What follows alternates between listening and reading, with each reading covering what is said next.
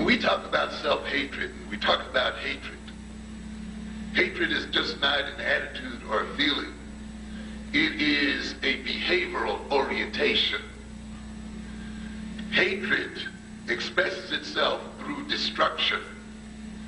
And of course, that's the signature of hatred.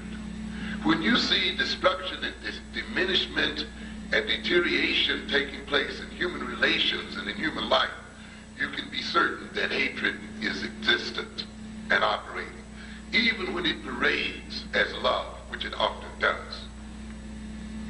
If we say that hatred is counterproductive and against life it is destructive, which it is, and love, of course, enhances life and is about development and growth, then hatred expresses itself in the world through destroying the world, through destroying its environment. Then think a minute. If hatred does that in terms of its environment and in terms of the world, what then must self-hatred do? Hatred does not stop its work simply because it is contained within the personality. It continues.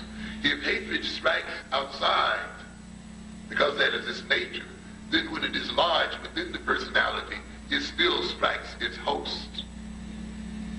In other words, then, an individual who is caught up in self-hatred is also caught up in self-destruction. They are simultaneously the same thing. And if you internalize racism, as too many of us have, and we internalize racism from a people who hate, then we come to hate ourselves, then we come to do the work of those people. We actually commit suicide and death in service of whites.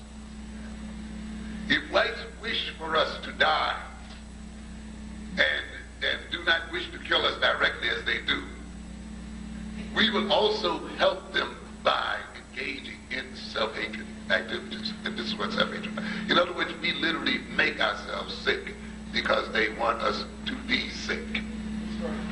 When we take in their attitudes do the work inside of our bodies and inside of our minds. And so when we talk about homicides and murders and so forth, you see then a people who are busy killing themselves in service of the status quo. I often have said in my classes that the reason why black men kill each other so much is because we have not yet decided to kill white men. And that's ultimately what it's about. We have not yet decided to undertake the challenge to overthrow white power. Right. Yeah. When you talk about racism, and we often talk about racism without talking about the people who perpetrate it, and going to the ultimate logical conclusion, which is the annihilation of the people who perpetrated, or at least the neutralization of the people who perpetrated. Of course, we don't want to talk about that too much because it involves the concept of war and actual confrontation. But frankly speaking, you can't seriously talk about getting economic control of yourself unless you're ready to go to war with whites. You may as well face that reality. Maybe that's the reason why we've stayed away from economics for so long. But if we don't then deal with economics, then we have to deal with our own self-destruction. If we don't decide to kill the white man by various other ways, we are going to kill ourselves. This is a part of what we call loving the aggressor in a way that's self-destructive. Where the individual, because he is afraid to attack his source of frustration, attacks himself or attacks an innocent target.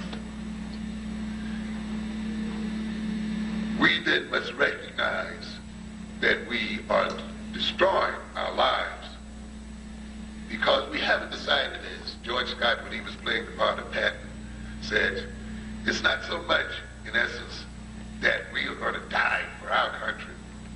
We are going to make what? The other ones die for it. Okay?